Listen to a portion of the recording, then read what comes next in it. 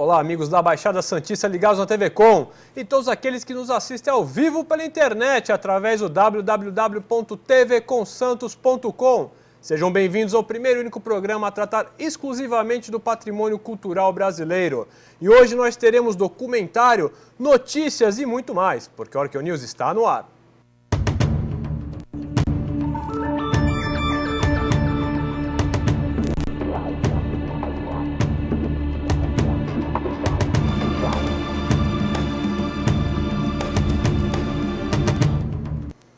Você, telespectador, tem nos seguido pelo Twitter, através do twitter.com/Arqueonews ou pela nossa página no Facebook. É só digitar lá programa Arqueonews. É só vocês curtirem para começar a receber as últimas notícias sobre arqueologia e os bastidores aqui do nosso programa. E se você tem alguma crítica ou sugestão para nos enviar, é só acessar o contato@arqueonews.com.br. Mande sua mensagem para a nossa produção que nós estaremos aqui falando sobre você. E se você perdeu algum dos nossos programas, acesse a nossa página na internet através do www.arqueonews.com.br. E vamos às notícias da semana.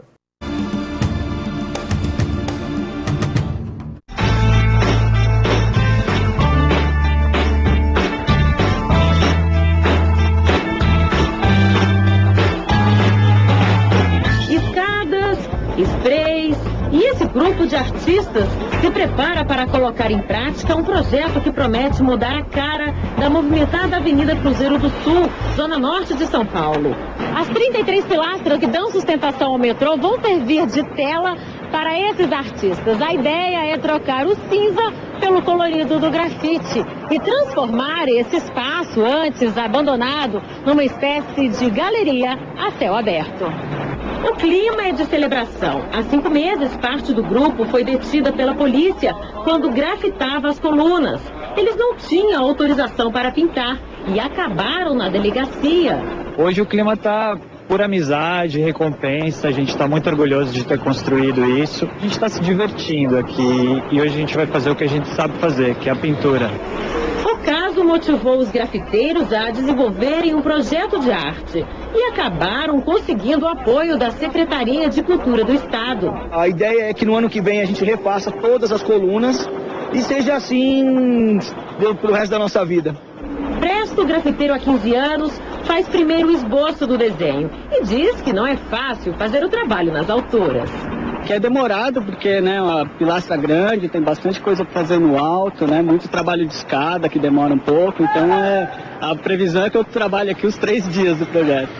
Para o grafiteiro Ricardo Akene, o projeto serve de vitrine para o artista e, ao mesmo tempo, promove o contato direto da população com a arte. Não vai ter que pegar uma fila para um museu ou uma galeria, né? Ou ter que esperar alguém abrir a porta da galeria para você poder entrar, para poder ver, né? Você está na rua, se você tiver a pé você vai parar e vai fotografar.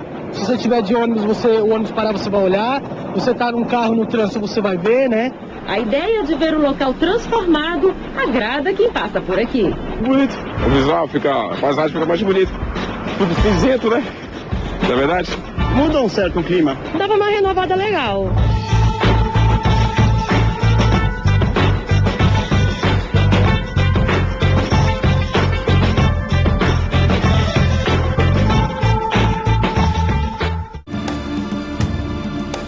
O Festival Cultural Europália Brasil exibe em Bruxelas um passeio histórico pela arte brasileira. São exposições e eventos que exaltam a diversidade cultural do país.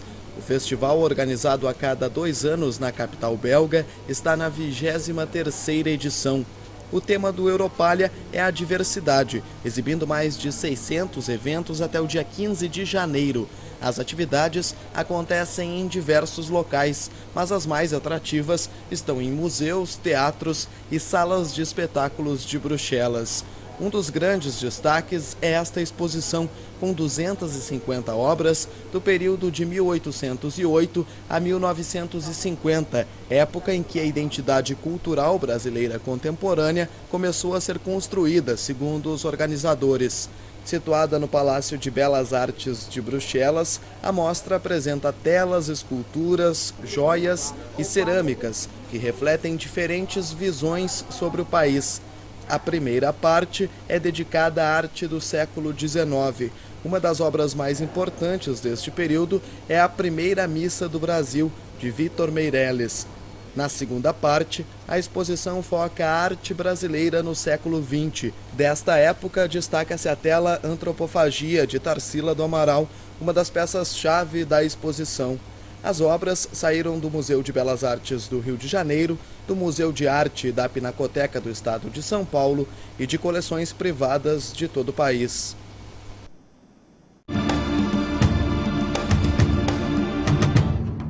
E no próximo bloco teremos o documentário sobre os faraós do Egito. Nós vamos a um pequeno break, vocês ficam aí, nós já voltamos.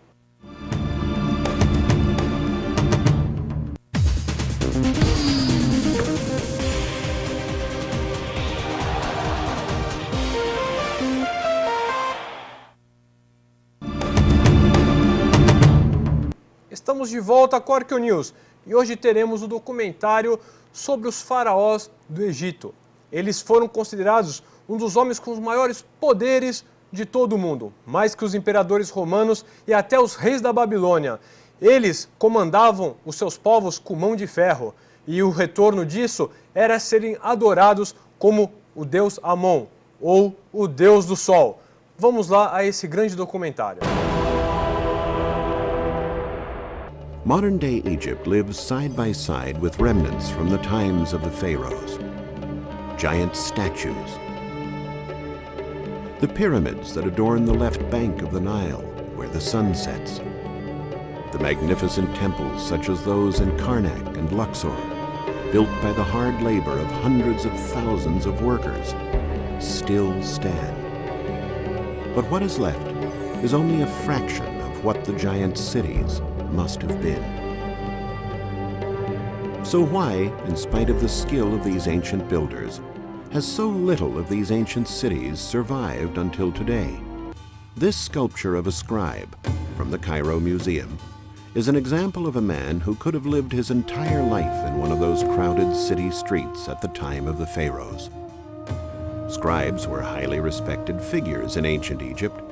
Years of study taught them to master the art of writing hieroglyphics, and they enjoyed privileges and honors reserved for upper classes. Writing was beyond the scope of the great majority of the population and was thus shrouded in mystery. Scribes made up a unique profession. Many of them earned their living by writing out and copying public and administrative documents. The Nile River was the lifeline of ancient Egypt and the home of most of the important cities.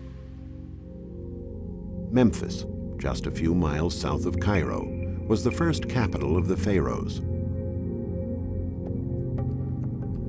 The road sign indicates the village of Mitrahina, announcing that we have arrived at the gates of the capital. It is difficult to imagine that such a desolate spot could have been the heart of one of the largest and richest cities in the ancient world. And yet, 4,000 years ago, there were majestic palaces and temples here, surrounded by an intricate maze of houses and streets. Memphis was home to some of the greatest minds of the era, brilliant scientists and refined sculptors, artists that created this alabaster sphinx, or this statue of Ramses II, one of the most impressive in all Egypt, buried under the sands for thousands of years. Nowadays, nothing remains of the ancient splendors of Memphis beyond this simple village, which is surrounded by the desert and a few date plantations. What became of this powerful metropolis, founded by King Menes in 3100 BC?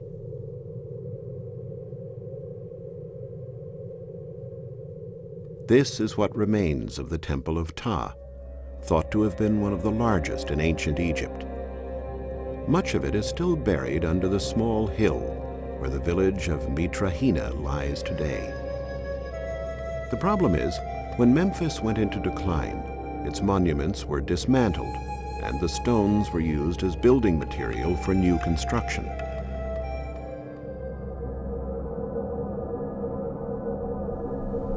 In the distance, you can see one of the many temples that adorned Memphis in a later period. And this is how the capital itself might have looked if you attempted to cross the bustling streets of the city center over 4,000 years ago. As scribes have indicated, bakeries were an important part of life at that time. If you needed bread in the morning, you would have gone to a bakery like this one and bought a very special tasting bread. Bakers would remove the soft inside part of a loaf and sprinkle it with vinegar and water. Then the hollowed-out loaf would be stuffed with a mixture made of pepper, honey, mint, coriander, cheese, salt, and oil. The oven stood in the courtyard of the baker's workshop. Bartering was the sales method used, as money wasn't introduced until 500 BC, many years later. If you had to get some official papers signed, you would have to go to the residence of a high state official, who probably lived in a luxurious and prestigious house like this one. In the large dining room, he would probably have a display of exquisite vases, jars, and furniture, a mark of the taste and status of their owner. The higher social classes loved to surround themselves with exquisite objects and wore elegant clothing complete with wigs and jewelry. Perfumes and cosmetics were also widely used by men.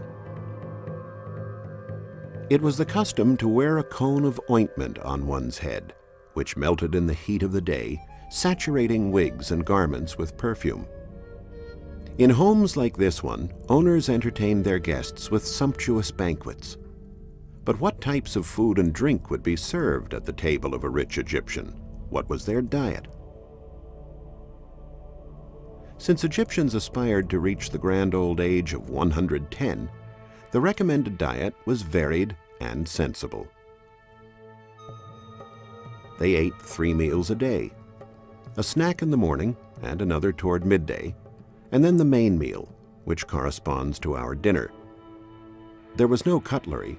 Even the pharaoh and his family ate using their fingers, though it was considered good manners to use only the 3 fingers of the right hand. Then as now, bread was produced in a number of different varieties, and it was kneaded by using hands or even feet. Despite the attention paid to their diets, the ancient Egyptians were found to have bad teeth. Archaeological studies of numerous mummies have proved this. But how could they have good diets and bad teeth? The answer, surprisingly enough, was due to the bread. Since it was produced with stone-ground flour, it contained high quantities of sand, not something you want to crunch on. If you had problems with your teeth, you would have to go to a dentist, a profession that was in great demand at that time. The Egyptians loved their vegetables: garlic, onions, cucumbers, turnips, and lettuce. These were believed to make men amorous and women fertile. They also ate large amounts of seeds from chickpeas, broad beans, and lentils, which were exported all over the Mediterranean. Their favorite fruits were figs, pomegranates, and dates. Roast or grilled beef was considered a delicacy, though the preference was for birds such as geese, ducks, quail, pigeons, and even pelicans, which were also eaten by poorer people. On the other hand, it seems that chickens never appeared on the tables of the pharaohs and their subjects. Wine and strong beer were served at dinner. The wine was kept in sealed pitchers that had labels showing its name, origin, and vintage. These labels are some of the most curious written documents of the ancient world. The invention of writing took place around 3000 BC. As it spread, it allowed for organization of files and record-keeping within the country for the first time. Early writing was derived mainly from the observation of nature. Called hieroglyphics, it was a writing system that aimed to represent ideas by means of drawings. The word scribe, for example, was composed of the hieroglyphic Zesh. It portrayed a scribe's work utensils, a palette with slots for red and black pigment, a jar or a water sack, a reed pen or a tool for smoothing papyrus, all tied up together. Thanks to this writing system and to the cursive version, hieratic script, we can understand the Egyptians' myths, fables, and scientific texts, along with their novels, travel journals, and adventure stories. The first adventure story in history is Egyptian, the story of Sinuhe, which was written more than 3,000 years ago. Egyptians had a strong sense of family, and women enjoyed a great deal of authority. The most common demonstration of affection was rubbing noses, while kissing was rare. Marriage was very important in ancient Egypt. The pharaoh could have more than one wife and, if he had the chance, lots of concubines. The man's goal was to give at least one child to each woman in his family. This is why Ramses II, one of the greatest Egyptian pharaohs, whose mummy is at the Cairo Museum, fathered more than 140 children. If you were looking for a lover and you couldn't find your way into their heart by regular means, you could resort to magic. Egyptians believed firmly in magic powers. There were magic cures for illnesses, formulas to ward off the evil eye, and love potions. Further down the Nile is Luxor, about 440 miles south of Cairo. Today it is a quiet place with boats skimming over the calm river waters and the narrow streets of the bazaar crossed by horse-drawn cabs popular with tourists. Luxor is the site of the ancient Egyptian city of Thebes, once the most powerful city in the world. Thebes was made capital instead of Memphis after its princes drove off the Hyksos people who had invaded Egypt around 1500 BC. Thebes, the city of 100 gates. A city where only the grains of desert sand exceeded the riches that its 500,000 inhabitants had accumulated. Unlike Memphis, Thebes has not disappeared completely.